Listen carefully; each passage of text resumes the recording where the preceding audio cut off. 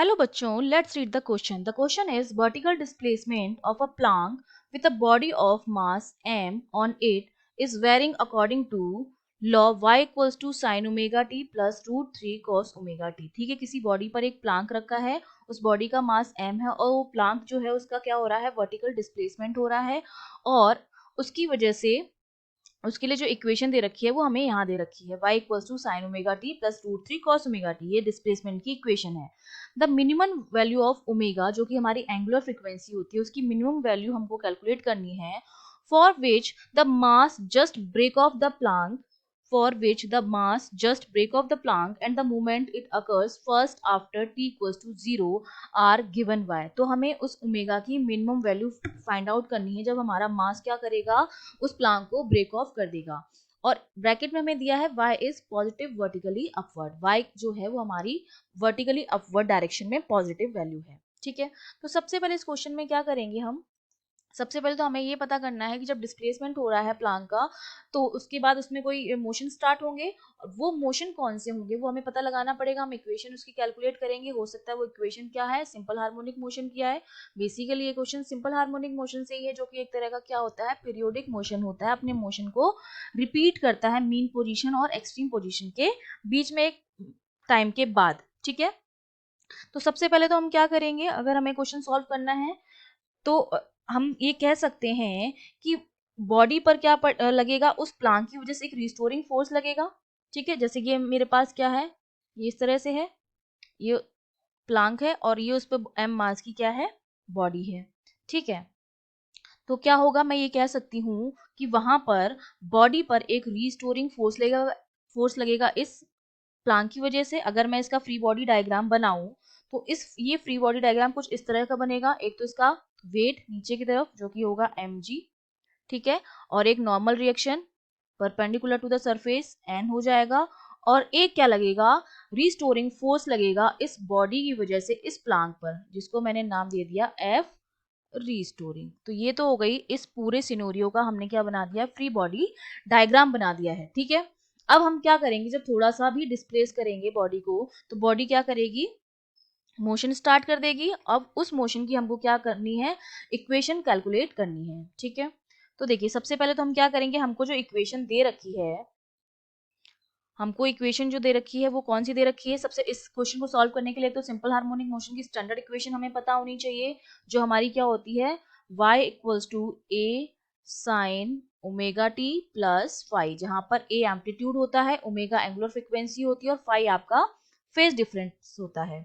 ठीक है, दूसरा आपको पता होना चाहिए कि जब हम इसका नेट फोर्स इस पर निकालेंगे, F equals to m a होता है, ये हमको पता है न्यूटन्स लॉ से, लेकिन जब हम नेट फोर्स निकालेंगे तो mg नीचे की तरफ लग रहा है, n ऊपर की तरफ लग रहा है, तो mg माइनस n जो होगा वो किसके बराबर आ जाएगा, n के बराबर आ जाएगा। ये हम आगे डिस्कस करते हैं। ठीक है, ये बेसिक चीजें आपको पता होनी चाहिए।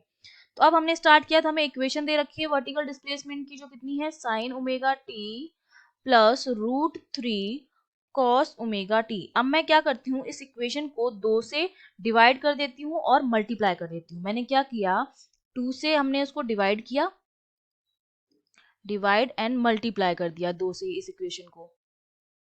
तो अब हमारे पास इक्वेशन जो हमको मिलेगी वो क्या मिलेगी, हमको इक्वेशन हमारी हो जाएगी y equals to 2 half sine omega t plus root 3 by 2 cos omega t.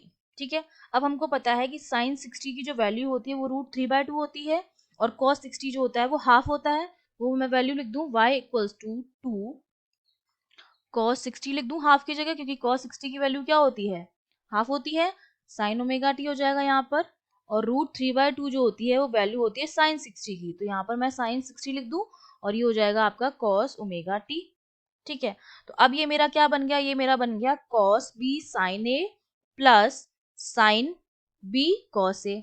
ठीक है, ये जो इक्वेशन मेरी बन गई है वो बन गई है cos B sign A plus sine B cos A, जो मेरा किसके बराबर होता है, साइन ए प्लस बी के बराबर होता है। तो इसको मैं लिख सकती हूँ इस इक्वेशन को y equals to 2 sine omega t plus 60 degree. अब ये जो इक्वेशन मेरी बनी है, मैंने आपको सिंपल हार्मोनिक मोशन की स्टैंडर्ड इक्वेशन बताई थी, जो हमारी कितनी होती है, y equals to a sine omega t plus phi, और ये इक्वेशन सेम आई है। इसका मतलब ये इक्वेशन जो है वो सिंपल हार्मोनिक मोशन की इक्वेशन है। ये जो इक्वेशन है वो किसकी है, सिंपल हार्मोनिक मोशन की इक्वेशन है, जहां पर a जो आपका एम्पलीट्यूड होता है वो मैं आपको बता चुकी हूँ। ठीक है, अब हमने क्या किया है, अब जो मैंने फ्री बॉडी डायग्राम बनाया था उसमें हम ये मान लिया हमने कि जो मास m जो है वो प्लांक पर जो रखा है वो क्या कर रहा है, सिंपल हार्मोनिक मोशन कर रहा है, ये हमने प्रूव कर दिया है।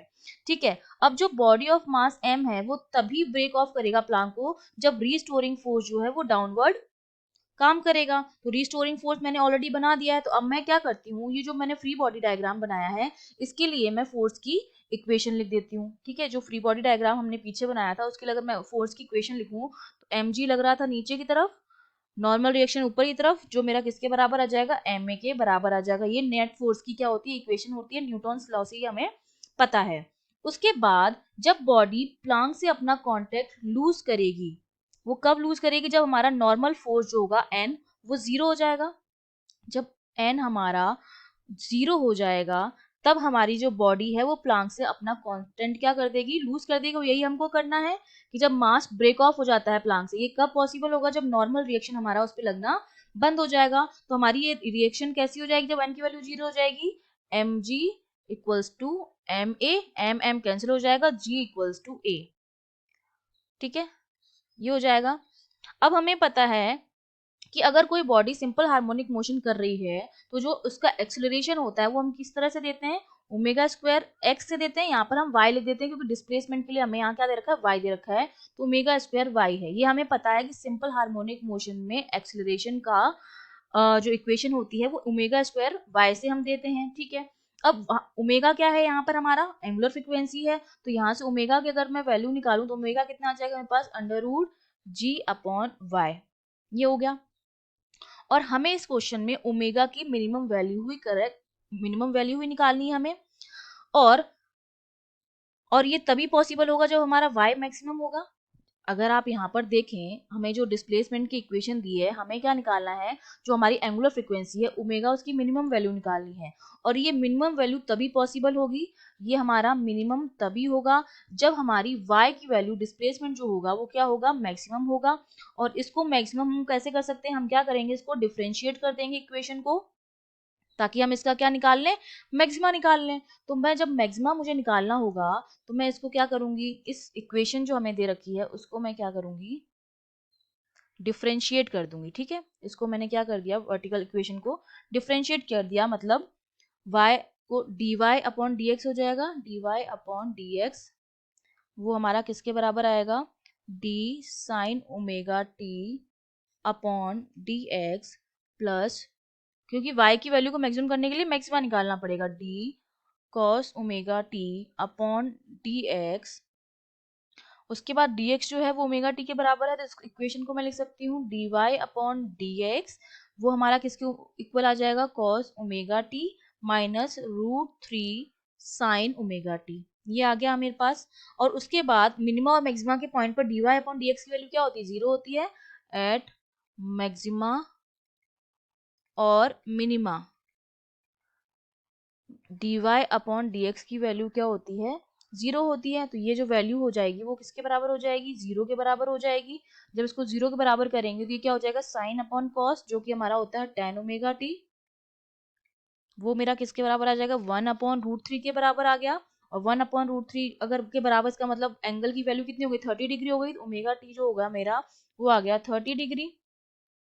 ठीक है, लेकिन जब हम d square y upon d x square निकालेंगे वो वैल्यू मेरे पास कितनी आएगी, अगर मैं यहाँ से इसको डबल डिफरेंशिएट कर दूं तो डबल डिफरेंशिएशन में क्या आएगी वैल्यू, इस इक्वेशन को हमें क्या अगर मैं कर दूं डबल डिफरेंशिएट कर दूं, d square y upon d x square कर दूं, तो वो वैल्यू मेरे पास कितनी आएगी, इसी इक्वेशन को मैंने क्या किया है, वापस से डिफरेंशिएट किया है, तो ये मेरा बन जाएगा minus sine omega t minus root three cos omega t. ये बन गया, क्योंकि डबल डेरिवेशन, अब हमारा जो डबल डेरिवेशन आया है वो नेगेटिव आया है, इसका मतलब y जो है वो मैक्सिमा का पॉइंट है। ठीक है, तो हम ये बोल सकते हैं कि जो मैक्सिमम वैल्यू होगी y की वो हमारे पास कितनी आएगी, y इक्वल्स टू हमारे पास आएगा साइन 30 डिग्री, एंगल जो हमारा होगा वो कितना होगा 30 डिग्री होगा जो हम निकाल चुके हैं, sine 30 plus √3 cos 30 degree. Values यहाँ पर पुट कर देंगे, साइन 30 हाफ होता है, कॉस 30 जो होता है √3/2 होता है। इसको जब सॉल्व करेंगे फाइनली तो y जो मेरा आएगा उसकी वैल्यू हमारे पास 2 आती है। अब हमें क्या निकालना था, g की वैल्यू निकालनी थी। अब हमने y की वैल्यू निकाल ली है तो मैं g की वैल्यू यहाँ से इजीली निकाल सकती हूँ। इस वैल्यू को मैं क्या यहाँ पुट कर दूंगी, यहाँ पर पुट कर दूंगी। फॉर्मूला हमारा ओमेगा का था तो ओमेगा मेरा कितना हो जाएगा √g, g acceleration due to gravity जिसकी वैल्यू हम 10 लेते हैं, अपॉन ये हमने कितना लिया है 2 निकाल लिया है यहाँ पर। तो या तो √g/2 लिख दूं या रूट कितना लिख दूं हम, इसको मैं क्या लिख सकती हूँ √10/2 या इसको मैं √5 आ जाएगा। ये तो हमारे पास आ गई ओमेगा की वैल्यू, मिनिमम वैल्यू। ठीक है, उसके बाद अब क्या है, हमसे पूछा जा रहा है कि जब t=0 पर जहां पर ब्रेकिंग ऑफ होता है मास का प्लांक के साथ, हमें ये पता चल गया है कि ओमेगा टी की वैल्यू क्या है 30 है। तो मैं क्या लिख सकती हूँ, ओमेगा टी को अगर 30 के बराबर लिखूं, अगर मैं ओमेगा टी की वैल्यू लिखूं 30 डिग्री है, यहाँ पर लिखती हूँ अगर ओमेगा टी जो है वो 30 डिग्री है तो ओमेगा 30 डिग्री है, इसका मतलब इसको मैं π/6 लिख सकती हूँ। 30 डिग्री जो होता है π/6 होता है, और ओमेगा की वैल्यू हम निकाल चुके हैं √g/2 होती है। तो अगर मैं यहाँ √g/2 इसकी वैल्यू लिख दूँ, √g/2 t जो मेरा π/6 के बराबर है, तो मेरी t की वैल्यू जो होगी वो कितनी आ जाएगी, ये हो जाएगी π/6 और यहाँ पर आ जाएगा √2/6। तो ये मेरे पास क्या आ गया है, उस टाइम की वैल्यू भी आ गई है t बराबर 0 के बाद। अब हमने ओमेगा भी निकाल लिया है और हमने क्या निकाल लिया है, t की वैल्यू भी निकाल ली है। यही दो चीजें हमको कैलकुलेट करनी थी, एक तो हमको ओमेगा निकालना था और एक हमको क्या निकालना था, t निकालना था। तो अब हम अपने क्या करते हैं, ऑप्शंस चेक कर लेते हैं। ऑप्शन √g/2, √2/6, नहीं ये नहीं है। बी ऑप्शन हमारा क्या हो गया, ये हो जाएगा √π/6 √2/g। यहाँ पर जो करेक्ट ऑप्शन है वो एक्चुअली आपको दे नहीं रखा है, यहाँ पर अगर π/6 होता है, यहाँ पर इफ दिस वैल्यू, यहाँ पर पाई है आपका, ठीक है, दिस इज योर पाई।